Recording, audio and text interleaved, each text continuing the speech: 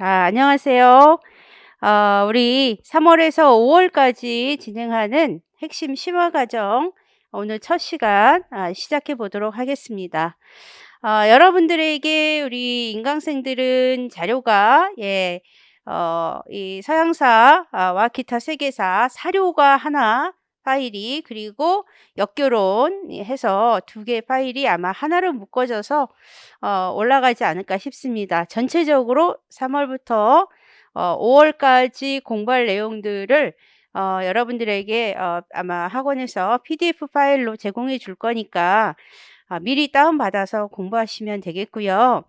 또 우리 사료를 정리하면서 본 내용과 관련된 사료들을 바로바로 이렇게 중간중간에 넣을까 하다가 그러기에는 내용이 잘 이렇게 연결이 안 될 수도 있겠다 싶어서 사료 부분을 아주 꼭 필요한 몇 개만 빼놓고는 나머지는 아예 사료 파트에서 따로 정리가 되어 있어요. 그래서 여러분들 만약에 집에서 공부하시는 분들, 제본을 따로 별도로 하시는 우리 인강생 분들은 예를 들어서 뭐 요 서양사 파트만 들고 다니면 안 돼요. 같이 사료도 같이 보기 때문에 항상 같이 두 개를 같이 갖고 다니면서 강의를 들으시면 되겠고요. 우리 인제 또 이 직강생들은 제본으로 해서 같이 제가 이렇게 제공을 합니다. 그래서 좀 내용이 자료가 좀 무겁더라도 같이 가지고 다니시면 다니셔야 돼요. 다니시면 좋겠다가 아니라 왜냐하면 우리가 내용 보고 저 뒤쪽에 사료를 보게 되고요. 그다음에 이제 오늘은 PPT를 안 쓰지만 다른 날은 또 PPT를 쓸 확률들이 높아요. 그래서 내용들을 보면서 우리 지도나 이런 것들이 이제 좀 많이 나오고 그러니까 같이 이렇게 보면서 우리가 인제 공부를 해 보겠습니다. 아무래도 핵심 심화 과정이니까 개론에 있는 내용들은 어느 정도 이해했다라는 가정하에서 우리가 인제 수업을 전개하고 있습니다. 따라서 내가 조금 그 앞부분을 잘 모르겠다, 부족하다라고 하시는 분들은 언제든지 질문 게시판에 남겨 주시면 되겠고요. 또 개인적으로 제가 이메일 주소 다 알려드렸죠. 전화번호도 알려드렸어요. 그래서 카톡으로든 뭐든 다 질문을 하시면 되거든요. 근데 그거를 아직도 딱 한 분만 그때 질문을 했었고 아직까지 한 명도 질문이 없어요. 너무나도 다 잘 이해를 하는지 그래서 그럴 거라고 믿는데 그래도 질문할 것들이 있으면 언제든지 질문을 해 주시기 바랍니다. 다시 한번 알려드릴게요. 이메일 주소 혹시라도 모르는 그다음에 핸드폰 번호 이걸로 여러분들 카톡방에 제가 카톡방 따로 별도로 만들지는 않았어요. 제가 만들 수도 있어요. 여러분들에게 우리 특히 직강생들이나 이런 분들은 제가 이메일 주소나 이런 거 알려드리면 핸드폰 번호랑 다 정보 받아서 제가 오픈 채팅방 열면 거기서 또 질문하고 답하고 할 수도 있으니까 여러분들 언제든지 전화 또 이메일 환영합니다. 다만 이제 제가 대학에도 강의를 같이 병행하고 있기 때문에 학생이 많아요. 그러니까 이제 채팅방에 이름이 따로 있지만 누군지 얘기를 안 해 주시면 제가 정확히 모르니까 해커스 누구누구 이렇게 해 주시면 될 것 같습니다. 그래서 우리가 좀 활용을 많이 할 거고요. 그다음에 5월부터는 스터디가 예정이 되어 있습니다. 제가 스터디를 5월부터 한다고 그랬고 우리가 대면으로 스터디가 만약에 어려운 상황이면 줌으로라도 개설을 해서 한다고 했으니까 우리 같이 해서 올해 꼭 좋은 성적으로 이렇게 합격할 수 있기를 기원하고 또 최선을 다해서 노력을 해야 되겠죠. 자, 제일 먼저 그러면 지중해 아테네 세계 스파르타 헬레니즘 관계를 보겠습니다. 우리가 이제 주로 1장에서 배우는 내용이 이 헬레니즘까지예요. 2장에 로마는 또 내용이 워낙 많죠. 로마는 별도로. 그래서 우리가 헬레니즘 세계까지 이해를 해보려고 합니다. 물론 여기서는 아테네하고 스파르타라는 어떤 본격적인 폴리스가 등장한 이후 사회부터 이야기를 해봤고요.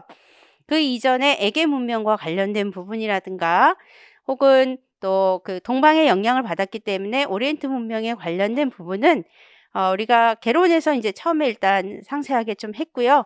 그 다음에 나중에 요 서양사 파트나 기타 다 한 다음에 기타 세계사 할 때 그때 그 내용들을 같이 보면서 또 한편으로는 그 오리엔트 쪽하고 에게 문명과 관련된 사료들이 의외로 좀 더 있습니다. 그래서 그런 내용들을 그때 보도록 하겠습니다.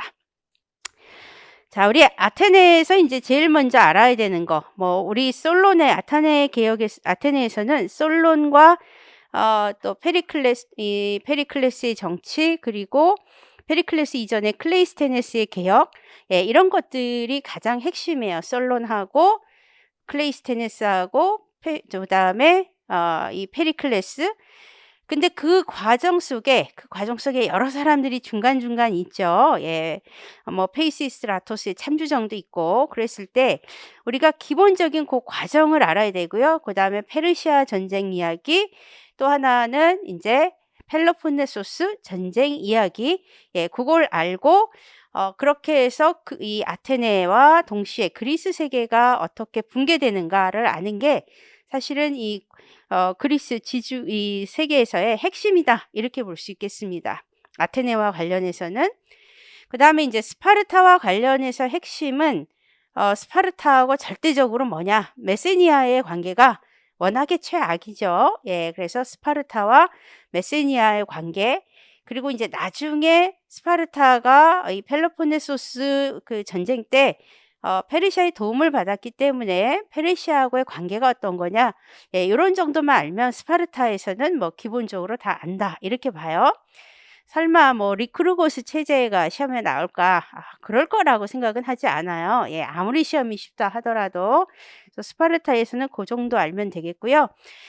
그 다음에 이제 우리가 나중에 조금 더 보완할 거는 여기에 이 아테네가 펠로폰네소스 동맹 전쟁에서 지고 나서 다시 이제 회생하려고 굉장히 기원전 4세기에서 3세기 올 때 노력을 많이 합니다. 그랬을 때 거기서 나오는 몇몇 또 중요한 이 이야기들이 있으니까 그런 부분들을 우리가 흐름들을 통해서 보면서 같이 사료도 동시에 이해해 볼까 합니다. 자, 아테네에서 이제 이 초기에는 왕정을 실시했고요. 그 다음에 기원전 7세기 이후부터 본격적으로 귀족정을 이제 실시하게 됩니다. 이 귀족정을 실시하는 가운데 잘 아시다시피 초기에는 우리가 어떤 군대권, 병권이라는 게 다 귀족이 독점을 했잖아요. 그러나 나중에 이제 이게 민주정으로 오는 여러 가지 개혁을 겪게 되는데 그 사이에 펠랑크스 체제라는 군대의 변화가 이제 있게 되죠.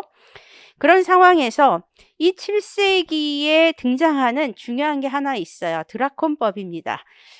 서양사 개론에는 한 3-4줄 정도 간단하게만, 한 2-3줄 정도만 간단하게 언급되어 있는데 이게 이 중요한 어떤 내용을 좀 담고 있어요. 이 드라콘법의 내용을 솔론이 활용해서 솔론의 개혁에 쓰게 된 것이다. 우리가 일반적으로는 그렇게 이야기를 하고 있습니다. 그래서 솔론의 개혁이 워낙에 시험에 많이 나왔었기 때문에 우리는 이제 한번 그 이전의 것들과 관련된 것들을 더 이제 봐야 할 필요가 있다고 봐요. 자, 드라콘법부터 이제 조금씩 중요한 내용들을 보겠습니다. 드라콘법은 드라콘이 만들었다, 일반적으로는 그렇게 이야기를 하고 있고요. 기원전 621년입니다. 이 드라콘법에서는 중벌주의를 채택하고 있고요. 부채로 인해서, 즉 빚으로 인해서 자유인의 자유상실을 규정해서 오히려 사태를 많이 악화시켰고, 이것 때문에 오히려 아테네 사회를 좀 힘들게 한 게 아니냐, 이렇게 평가를 서양사 개론에는 일반적으로 하고 있습니다. 그렇다면 이 드라콘법이 왜 만들어졌느냐라는 거예요. 이 드라콘법은 킬로네 사건이라고 해서 이 킬로네 사건이 발생한 지 10년 후에 만들어졌다. 이렇게 얘기를 하고 있습니다. 조금 이따 킬로네 사건 이 킬로네 사건이 인제 뭐냐 하면 이 킬론이라는 사람이 올림픽 그 제전에서 우승자였어요. 그런데 이 사람이 한 우승하고 나서 좀 시간이 흘러서 이 사람이 이 참주가 되려고 이 아테네를 좀 더 그 자기를 따르는 사람들을 선동을 해 갖고 아테네를 뒤집으려는 시도를 하게 돼요. 이게 인제 킬로네 사건이었는데 이 사건 때문에 이 킬론에 반대하는 가문과 이게 인제 아주 정적 관계였고 그런 관계 속에서 결국은 인제 피비린내 나는 이런 싸움이 벌어지게 됩니다.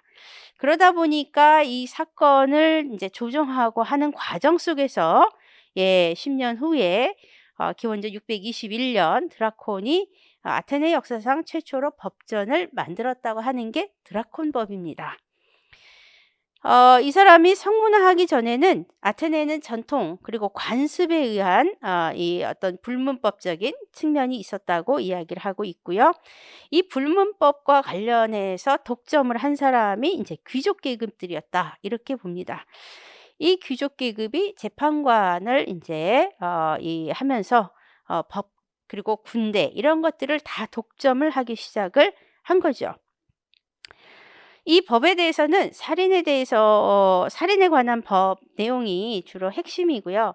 이걸 제외하고는 알려진 것이 없는데 어쨌든 처벌이 상당히 엄격해서 기원전 4 세기 네마데스라는 사람이 뭐라고 얘기했냐. "드라콘법은 잉크가 아니라 피로 쓰여진 것이다." 이렇게 말할 정도였다고 합니다. 그래서 과거에는 이 드라콘법이 상당히 좀 너무 센 그런 법이다 이렇게 생각을 해 왔는데 그럼에도 불구하고 이 드라콘법으로 인해서 많은 아테네에 변화가 있었다라는 것이죠. 아테네가 좀 더 자유로 갈 수 있는 길을 마련해 줬고 성문화된 법이 만들어졌다라는 것 자체가 인제 귀족들이 법을 자의적으로 막 움직여 가듯이 하는 이런 관행들을 조금씩 바꿀 수 있는 바탕을 만들었다 이렇게 얘기하고 있습니다. 그래서 헤시오도스가 뭐 노동의 나날 신통기 이런 걸 쓴 사람인데 이 사람이 인제 뭐라고 했냐. 뇌물을 먹고 부정한 판결을 내리는 귀족들에 대해서 악에 찬 불만을 터뜨리고 있다. 평민들이 그렇게 하고 있다라는 거죠, 백성들이. 그런 상황으로 이렇게 묘사를 할 정도로 그만큼 인제 아테네 사회는 상당히 많이 악화되어 가고 있었다라는 것이죠. 또 귀족 재판들 소송에 연루된 사람 지위, 뇌물의 액수 이런 것들에 따라서 판결을 내리고 독단적인 법률 해석으로 민중의 원성을 샀습니다. 그러나 이제는 좀 더 보편적인 법 기준을 서서히 만들기 시작을 했고 조금은 횡포로부터 벗어나는 길을 마련하게 된 게 드라콘법이다. 그리고 이것을 나중에 솔론이 활용을 한 것이다. 이렇게 얘기를 합니다.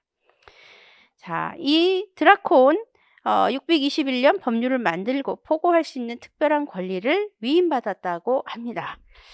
그래서 기존의 관습법을 수정, 개폐해서 만들었다 이렇게 얘기하고 있죠. 그랬을 때 일설에 따르면 드라콘에게 어떤 사람이 물었어요. 경범죄하고 중범죄가 어떻게 같을 수가 있냐. 이 그 처벌에 있어서 그랬더니 중범죄는 더 무거운 벌을 줘야 되지만 사형 이상의 법이 없어서 사형 이상의 어떤 벌이 없어서 얼마나 더 큰 법을 줄 수는 없겠다 이렇게 본 것이죠.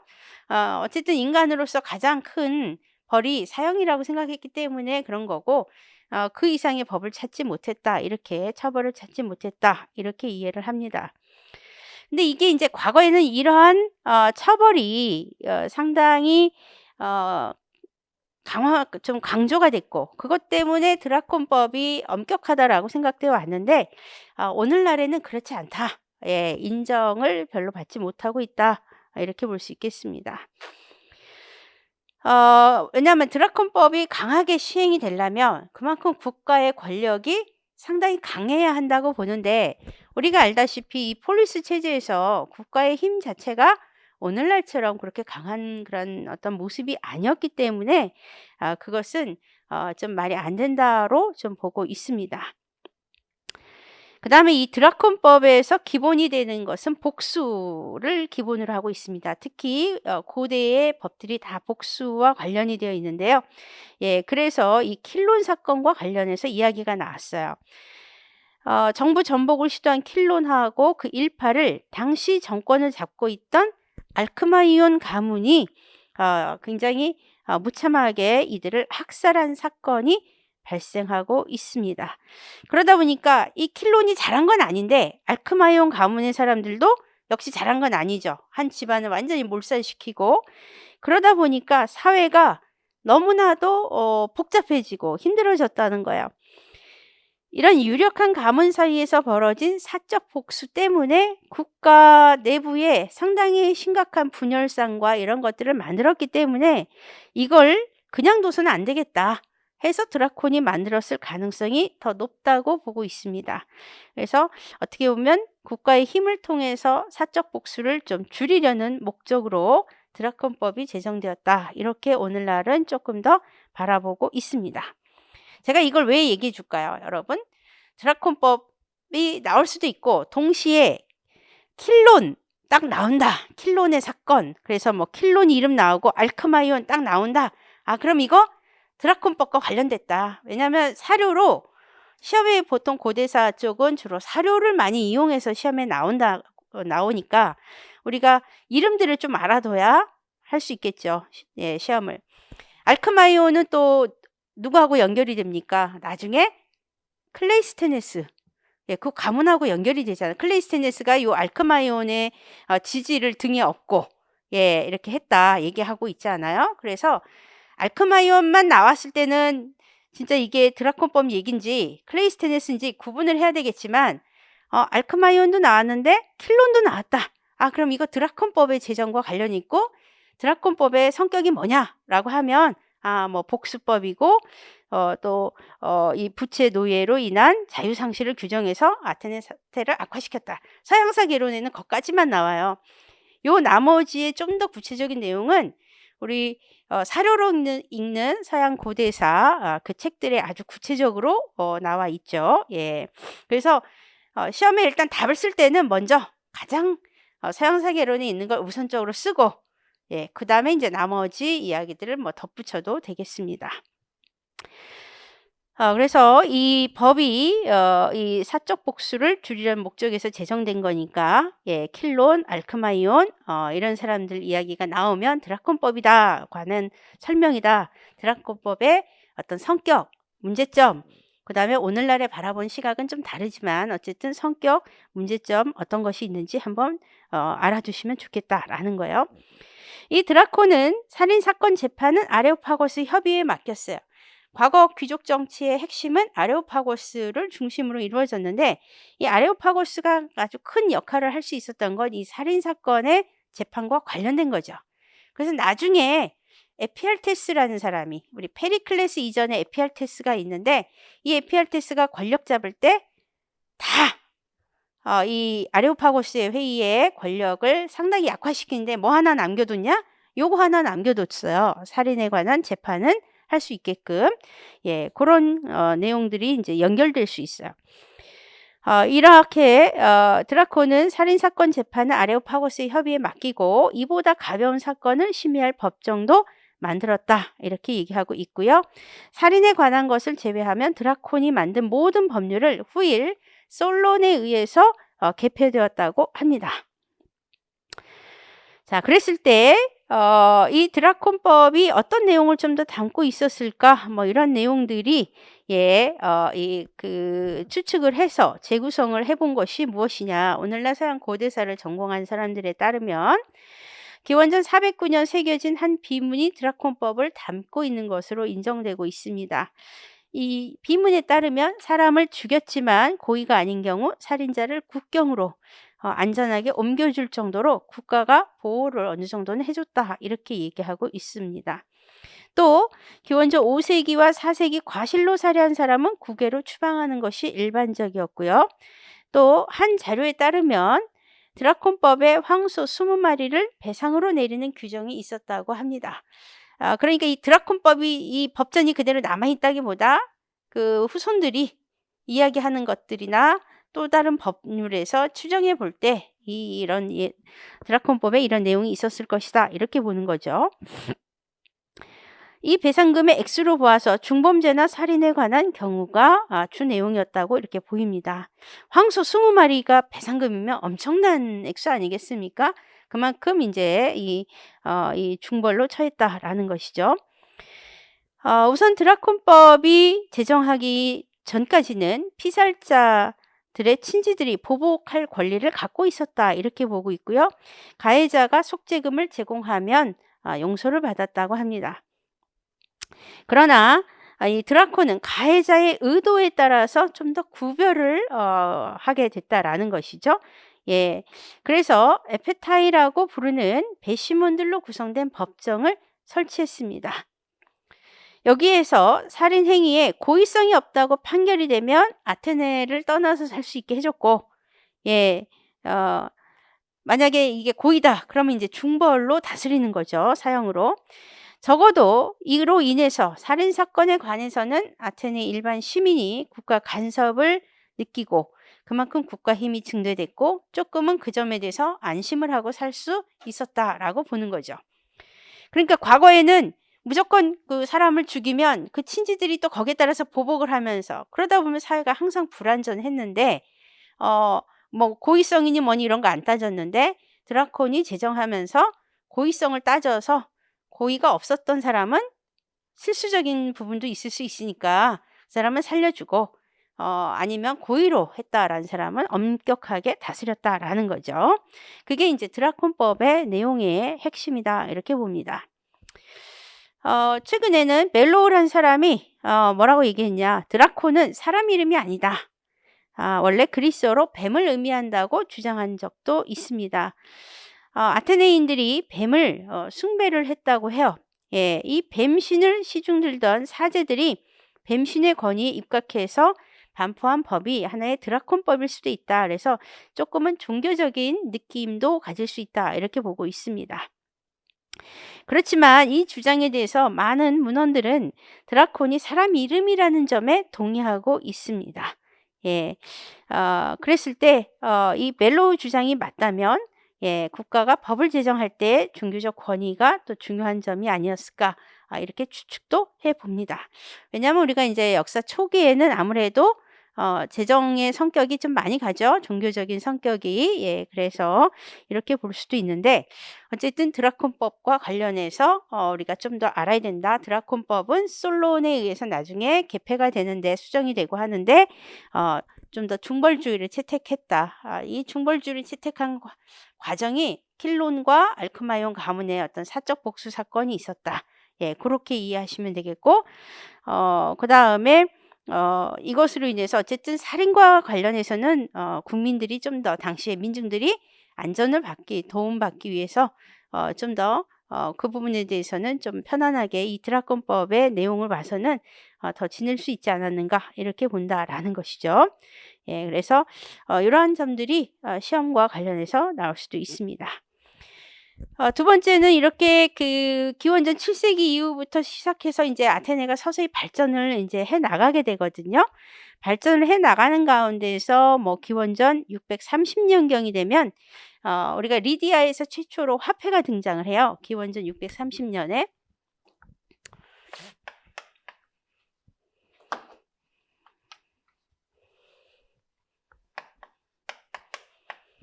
BC 630년에 이제 리디아, 소아시아의 리디아에서 화폐가 최초로 이제 등장하게 됩니다.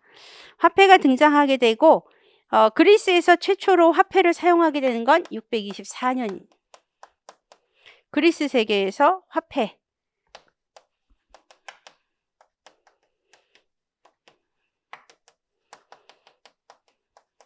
화폐가 이제 처음 사용이 되기 시작했다, 이렇게 얘기합니다.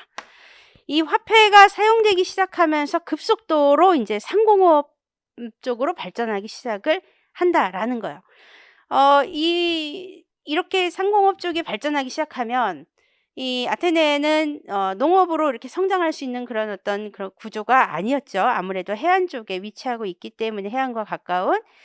그러다 보니까 이 상공업 활동을 통해서 돈을 버는 사람들이 많이 생겨나기 시작하니까 더더욱 뭐가 많이 만들어지냐? 빈부격차가 나기 시작을 했다라는 거예요. 이 빈부격차가 문제가 됐기 때문에 기원전 594년에 솔론이 개혁을 하기 시작한다라는 거예요. 이 배경이 있다라는 거죠. 예. 솔론이 입법이 이렇게 나오는 거예요. 그래서 이 시기에 이 상공업 활동을 통해서 돈을 버는 사람도 있었지만 못 버는 사람들이 뭐가 되느냐? 부채 노예가 되는 거죠. 채무 노예가 되기 때문에 이 채무 노예가 되는 것이 또 사회에 불안을 너무나 많이 가져왔고, 예, 그래서 솔론이 개혁을 했다. 이렇게 이야기를 하고 있습니다. 또 한편으로는 참주가 또 이 시기에는 굉장히 많이 등장을 했다고 해요.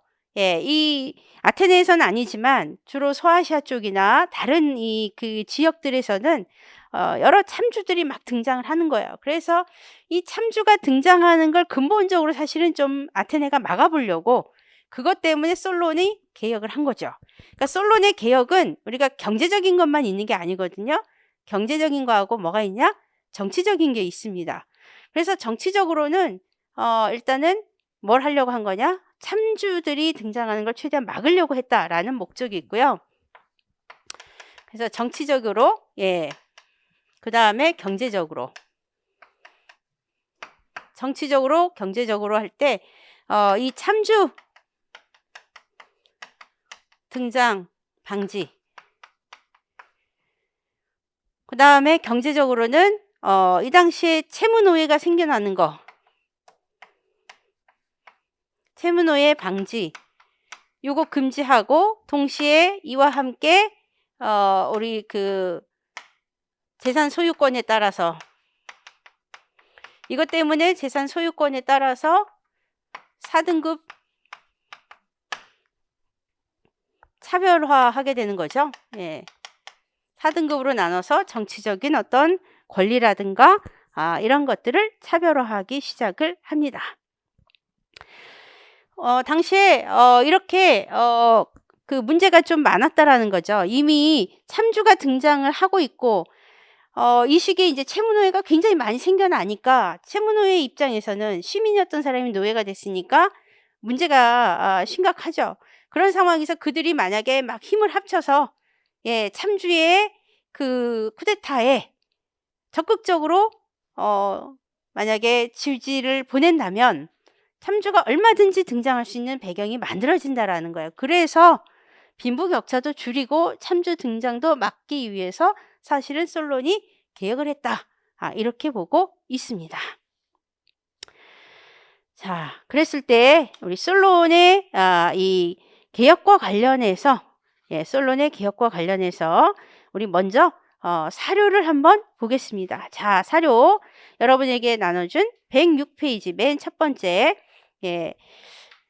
거기에 보면 이 솔론의 개혁 이야기가 나옵니다. 사료가 이제 우리 플루타르크 영웅전에 나오는 게 있고요. 아리스토텔레스의 아테네인의 국가제도에서 발췌한 내용이 2개가 나와 있습니다. 자, 먼저 솔론의 개혁 보면 솔론은 정치의 권력을 장악하자 신체를 저당 잡아 빈놀이하는 걸 금하여 대중을 현재뿐 아니라 미래까지도 자유롭게 하였다.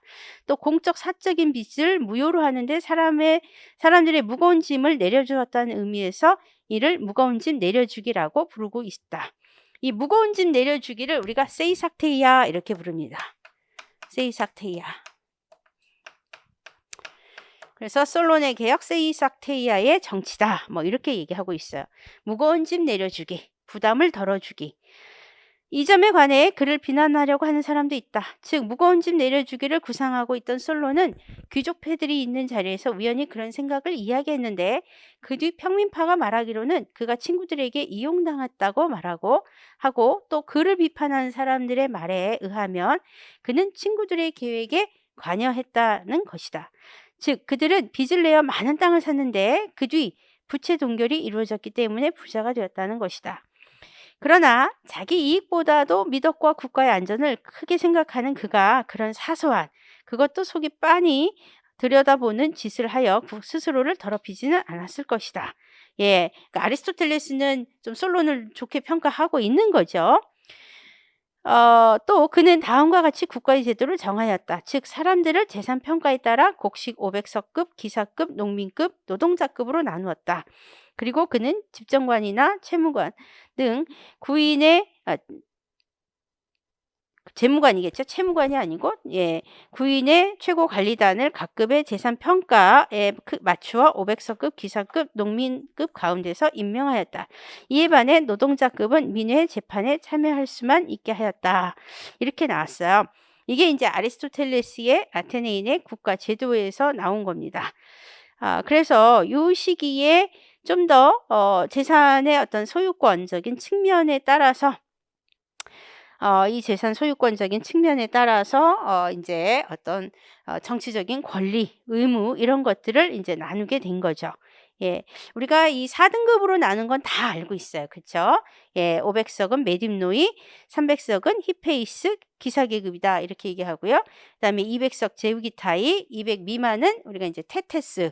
예, 그래서 이 500메딥노스 이상을 갖고 있는 사람은 국고를 관리하는 그런 직에 오를 수 있었다. 이렇게 얘기해요.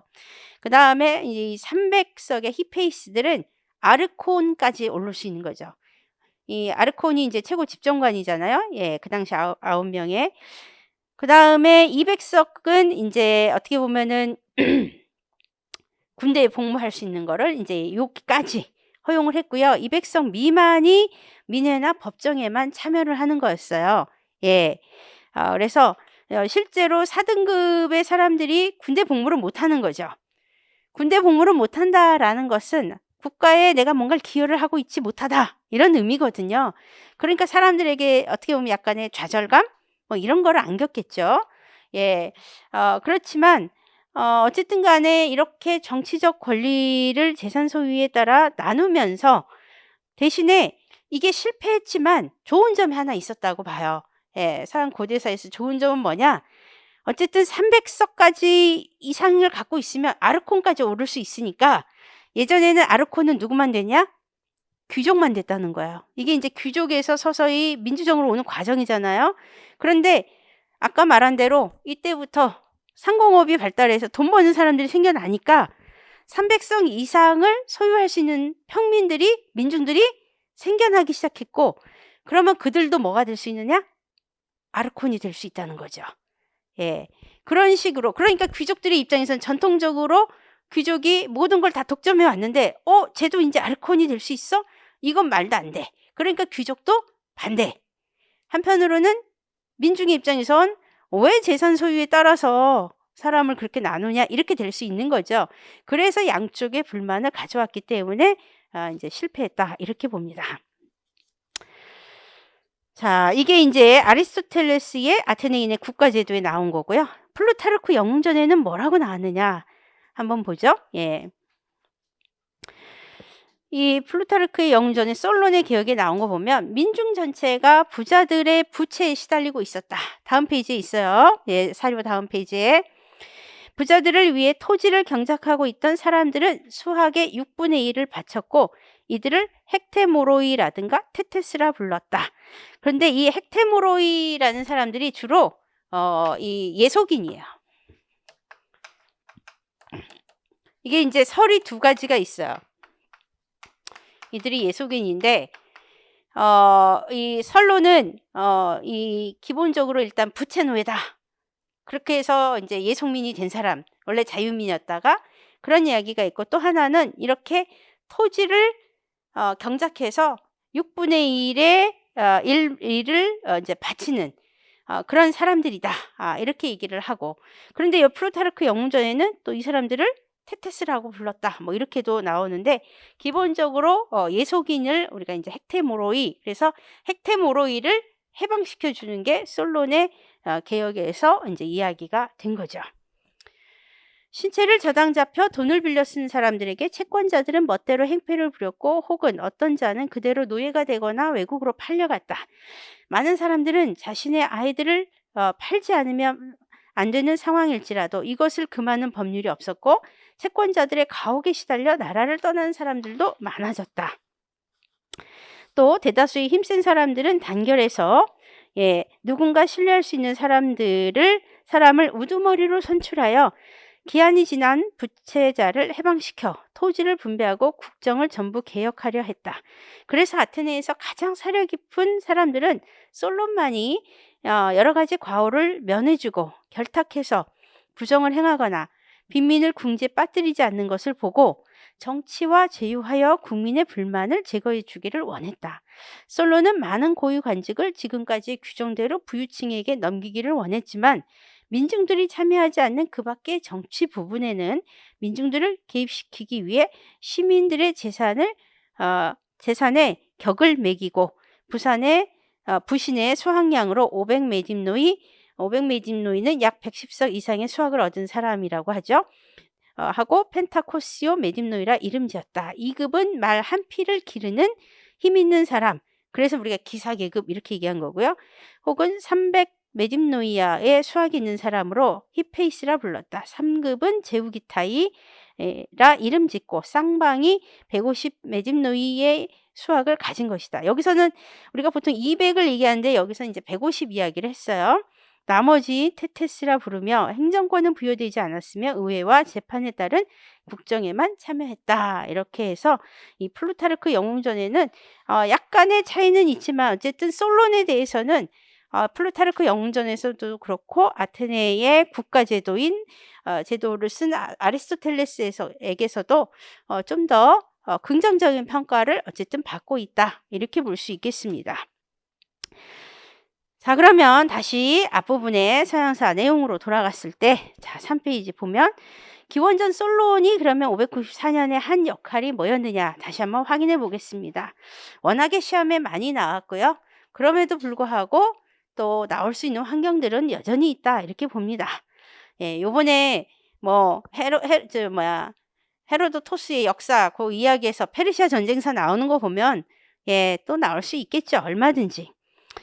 경제적으로 부채 말소, 부채로 인한 노예가 된 자유민 해방, 인신저당을 금지해서 부채로 인한 인신예속화를 중지하는 겁니다. 그래서 말 그대로 세이삭테이아의 정치를 펼쳤다 이렇게 볼 수 있고요. 또한 올리브 재배를 상당히 권장했습니다. 상공업을 장려했는데 이게 또 아주 중요한 역할을 많이 했다고 그래요. 왜냐하면 당시에 아까 말한 대로 해상 활동에 좀 더 집중할 수밖에 없는 어떤 그 지형적이나 이런 환경들이 이제 아테네가 이제 지정학적 위치가 그렇잖아요.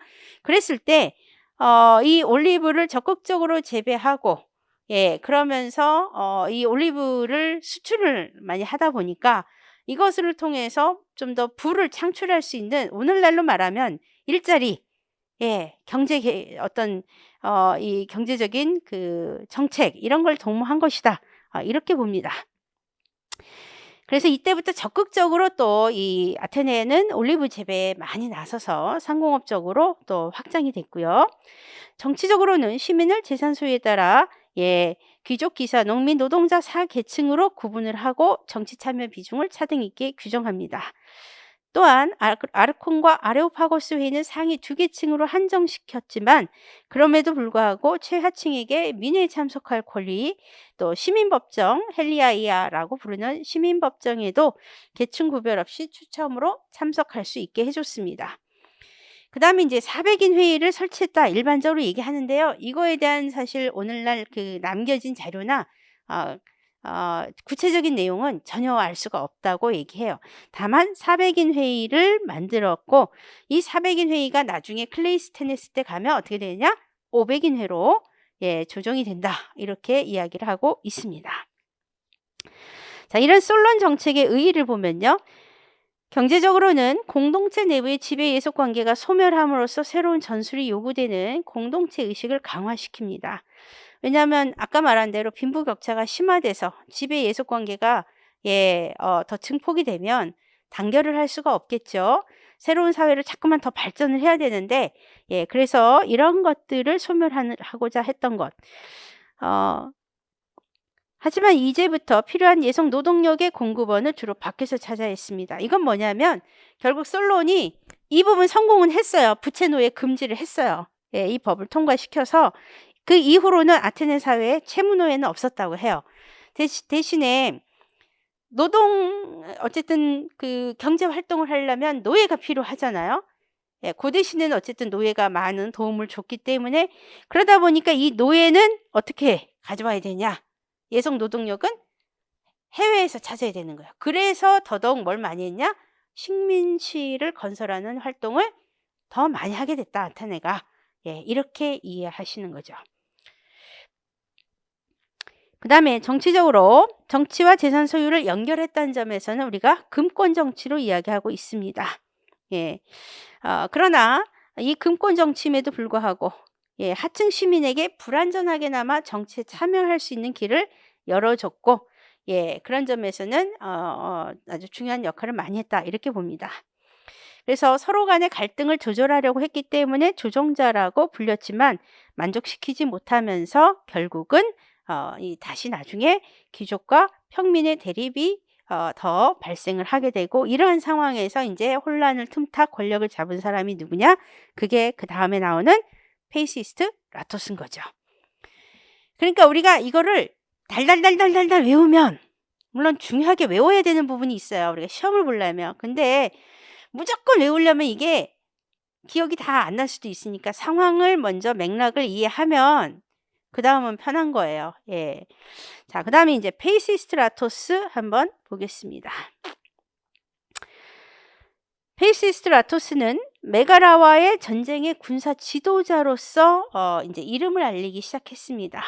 예, 이 메가라는 뭐냐? 메가라 전쟁은 말 그대로 아테네 사회가 최초로 치른 대외 전쟁이었다. 이렇게 얘기합니다. 메가라 전쟁. 서양사 결혼에 딱 의의가 나와요. 메가라 전투. 아테네가 최초로 치른 대외 전쟁.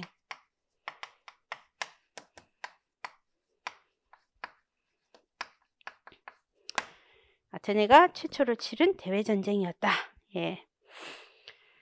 이 메가라하고의 이 전투를 통해서 그 페이시스트라토스가 이름을 알리게 됐고요. 이와 함께 이제 나중에 이 사람이 이 귀족과 이 평민층의 어떤 대립을 이용해서 이제 참주가 되죠. 뭐 오늘날 뭐 폭군이다 이런 이야기도 있고 참주는 또 혹은 쿠데타로 정권을 잡은 사람을 참주라고 부른다라고 하는데 이 페이시스트라토스는 폭군적인 어떤 측면은 아닌 것 같아요. 예, 여러 정치적 측면에서 본다면 귀족을 억압하고 반대 귀족 이제 추방했죠. 순회 재판 제도도 실시하고 그러면서 역시 상공업을 굉장히 강조를 많이 했어요. 이 사람도 토지를 빈농에게 분배해서 경작하게 해서 이제 동시에 중소농민층을 이제 육성하려고 애를 썼다 이렇게 볼 수 있겠습니다. 그리고 은광이 개발이 되고 그렇게 해서 시민의 세금 부담을 좀 더 감소시켰다 이렇게 얘기하고 있습니다. 예, 그래서 이 라우리용 이 은광이라든가 이런 것들이 개발되기 시작하고 그러면서 더더욱 세금 부담을 감소시키기 위해서 노력했다 이렇게 얘기하고 있고요. 그다음에 식민시를 확보하는데 이제 주력을 했습니다. 이 식민시를 확보한 이유는 바로 이제 식량을 확보하기 위한 거죠. 말 그대로 이 농촌이 많지 않고 이 어떤 평지가 많지 않잖아요. 농사짓기에 그러다 보니까 결국은 식량은 다 어디서 가져와야 되냐? 해외에서 거의 많이 수입을 해야 했어요. 아테네는. 예. 이 펠로폰네소스 반도 같은 경우, 스파르타 같은 경우는 오히려 농업이 중심이에요. 예, 반도가 넓고 평야가 있고. 예, 그런데 여기는 그렇지 않아요. 그러다 보니까 식량이 주로 와야 되는데 식량이 주로 올 수 있도록 이 흑해로부터 그 흑해 주변의 여러 섬들 오는 이탈리아나 흑해로부터 오는 여러 식량 공급로에 해당하는 섬들을 굉장히 많이 확보를 해서 좀 더 안정적으로 가게 만들었다. 이렇게 얘기를 합니다. 그다음에 시민 공동체 의식 강화에도 주력을 해서 판아테나이아 제전 등 여러 제전을 확립했고요. 그러면서 이 귀족과 평민의 대립을 이용해서 비합법적으로 정권을 장악하고 독재적으로 정치를 행한 과도기적 어떤 정치 현상으로 페이시스트라토스를 이야기합니다. 이 페이시스트라토스와 관련한 사료가 하나 있는데요. 그 사료에 보면 이 페이시스트라토스가 나름대로 이런 여러 인제 정책을 펼치면서 하다 보니까 반발 세력들도 좀 있었겠죠. 그런 상황에서 이 사람이 하루는 면세 농장을 방문하게 됐는데, 거기서 노동자가 일을 하고 있었는데, 농민이 일종의 인제 일을 했는데 거기서 어떤 곡괭이를 파는데, 이 곡괭이를 파는 땅 자체가 뭔가가 생산될 수 있는 땅이 아니었다는 거죠. 그러다 보니까 이 사람이 이 페이시스트라토스가 가 가지고 그 노동자에게 질문을 한 거예요. "아니 여기에서는 어떤 곡식도 생산할 수 없을 것 같고, 그런데 왜 그렇게 수고를 하고 있냐. 이 쓸모없는 그런 일들인데." 그랬더니 이 사람이 하는 얘기가, 페이시스트라토스가 원하는 대로 11세 뭐 이런 어떤 세금들을 바치려면 이렇게 경작을 할 수밖에 없다. 말도 안 되는 그런 것도 캐 보면서 그러면서 "이게 다 이렇게 우리가 힘들게 된 게 페이시스트라토스 때문이다." 이렇게 말을 한 거예요. 그러면 보통 사람들은 당연히 화가 났겠죠, 보통 지도자 같으면. 근데 이 페이시스트라토스가 아무 말 안 하고 그다음에 돌아와서 이 사람에게 세금 혜택과 이 국민들에게 더더욱 그런 면세 혜택을 더더욱 많이 제공하게 됐다. 이렇게 이야기하는 그 사료가 남아 있어요. 그래서 페이시스트라토스는 어떻게 보면 비합법적으로 권력을 장악했지만 어쨌든 좀 더 평민을 위한 정치를 한 것임에는 틀림없다. 이렇게 많이 보고 있습니다. 중요한 건 이제 그 이후 아들들 세대에 가서 이제 문제가 됐죠. 이 아들들이 결국 나중에 쫓겨나게 되는데, 이 쫓겨나는 과정이 또 아주 또 복잡해요. 이 과정에서 결국은 이제 힘을 얻게 되는 게 클레이스테네스인데, 한번 요 과정을 제가 읽어 보니까 '아 요것도 시험에 한번 나올 만하다.' 이런 생각이 들었습니다. 이건 뭐냐면 기원전 514 년에 기원전 514 년에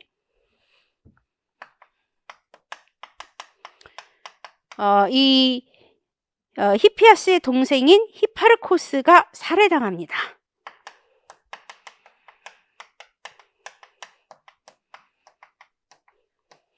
히파르코스가 살해돼요.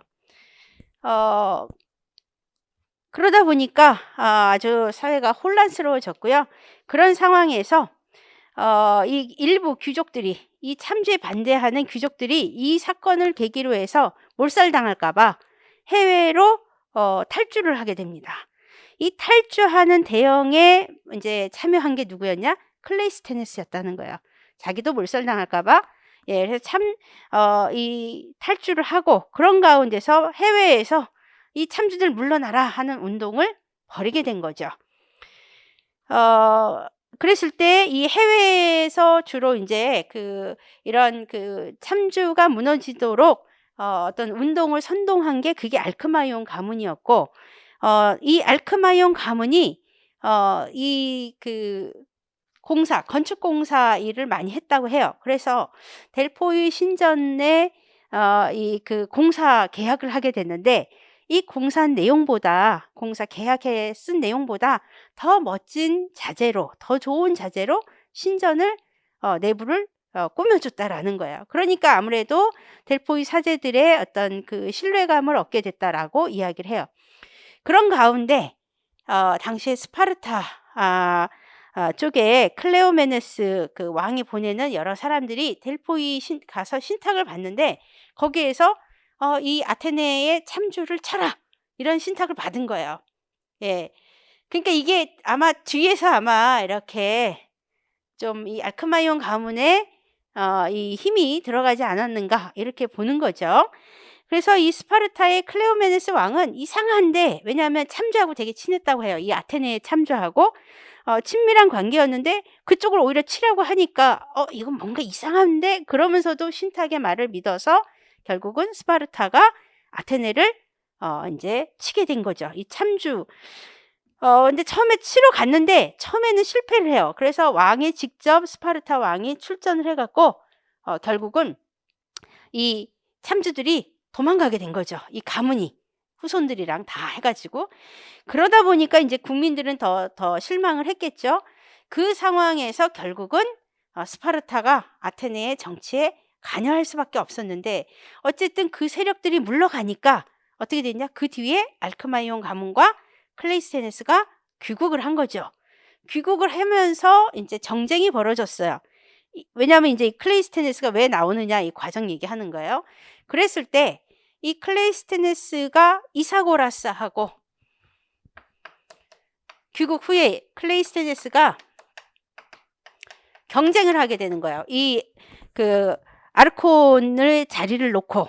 그래서 이사고라스하고 경쟁을 했는데 클레이스테네스가 패배합니다. 예. 이게 사료로 해서 시험 문제에 나온 적이 있어요. 예. 이게 사료로 해서 그러니까 우리가 서양사 결혼만 가지고는 공부해 갖고는 안 되는 거죠. 다른 부분들이 들어가야 돼요. 그래서 이 사람이 지도자의 자리에 오를 수 없으니까 그때 뭘 내세웠냐? 여러 가지 이러한 500인을 설치하겠다. 예, 이런 사부적 혈연 체제 바꿔서 10부적 행정부적 체제 만들겠다라는 개혁안을 내세우게 된 거예요. 이 행정구를 개편하겠다. 그리고 거기에다가 보완 장치로 오스트라시즘, 예, 이 도편 추방 제도를 만들어서 이러한 보완을 하겠다라고 했어요. 그러다 보니까 스파르타 입장에서는 얘 뭐야? 우리가 이 아테네를 지배하려고 그러는데 이거 웃기네? 그래 가지고 결국은 아테네에 막 압력을 넣어서 결국은 다시 클레이스테네스가 다시 쫓겨나요. 해외로. 예, 그런 상황에서 이 스파르타가 아테네를 조종하려던 게 결국은 실패하고 나중에 최종적으로 클레이스테네스가 귀국한 후에 본격적으로 그 사람이 이야기한 개혁안을 예, 지도자로서 실시하게 된 거죠. 그래서 우리에게 알려준 게 오늘날 이 데모크라시의 원형이 좀 더 나오게 됐다. 이렇게 얘기합니다. 그러니까 여러분들이 그 과정을 조금 더 이해하시면 예, 아무래도 그런 내용과 비슷한 사료의 이야기가 나오면 사료를 한 번도 안 봤다 하더라도 예, 풀 수 있는 거예요, 문제를. 그래서 클레이스테네스의 개혁이 등장했다. 이렇게 보는 거죠. 예, 이게 물론 중요한 어떤 순서도 있지만 이 순서가 왜 이대로 이렇게 나오는지 그 이야기를 한 겁니다. 자, 첫 번째 시간 일단 여기까지 해서 마치고요. 조금 쉰 다음에 클레이스테네스부터 페리클레스 그리고 요 뒤에 특히 이 벨로포네소스 전쟁 이야기라든가 이런 부분들 설명하겠습니다. 자, 쉬겠습니다. 예.